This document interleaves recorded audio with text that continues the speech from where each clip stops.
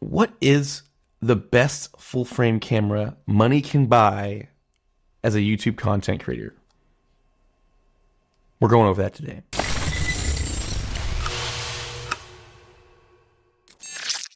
What's up, guys? If you're new here, my name is Paul, and I run a channel that inspires other creators that your future is whatever you make it. I do that through gear reviews, tutorials, and today I'm going over the best content creator camera and probably the most affordable one, and it's not the version 2, but it is a version 1 of the Sony A7C. This thing has been a workhorse for me ever since I got rid of my A7 III.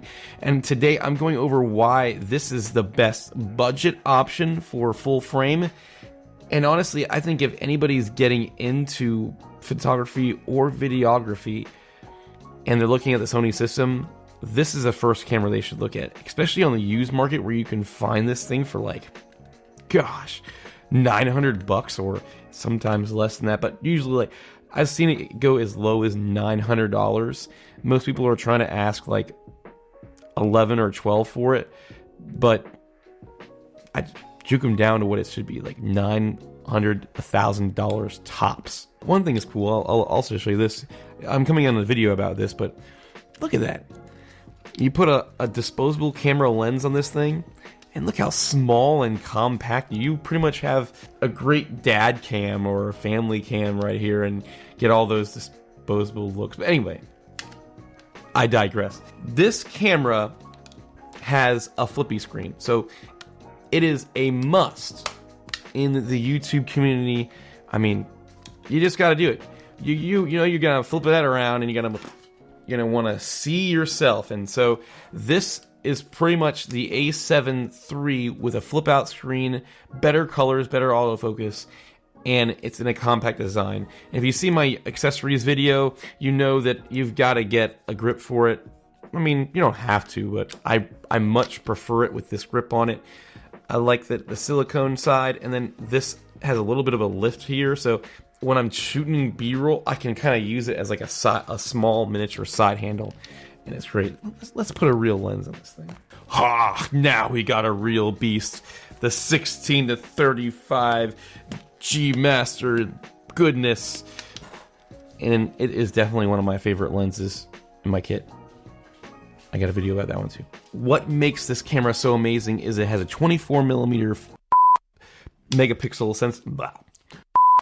What makes this camera so amazing is that it has a 24 megapixel sensor, which gives you decent dynamic range, great color, great autofocus. And what's nice about having the 24 millimeter, why do I want to keep saying 24 millimeter? 24 megapixel sensor is that you can use clear image zoom and APS-C crop mode on this thing to get even more range out of your lenses and out of your photography. And I think it's great. It's such a good little feature, a little hack there that I miss when I'm using my A7S III. But this thing is a champ. And really, this is all you need. I use my A7S III all the time, and I shoot S-Log 3, and I color grade, and I use all the 10-bit juicy, beautiful colors.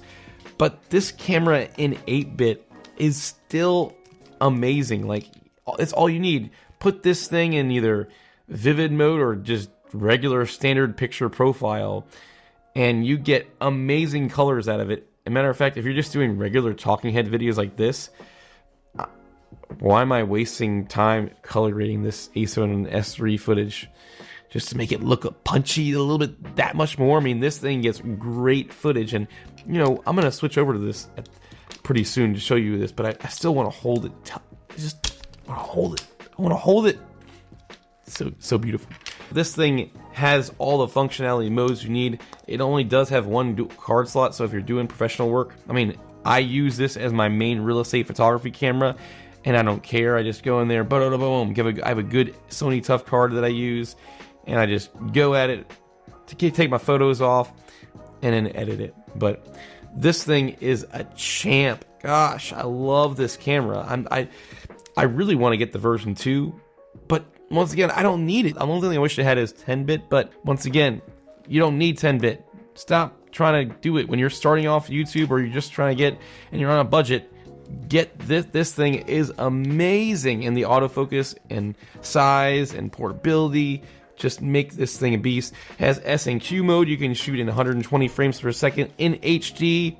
Secret, nobody's probably going to realize that you're shooting in HD and upscaling it to 4K in your video. Just saying, they're not going to notice.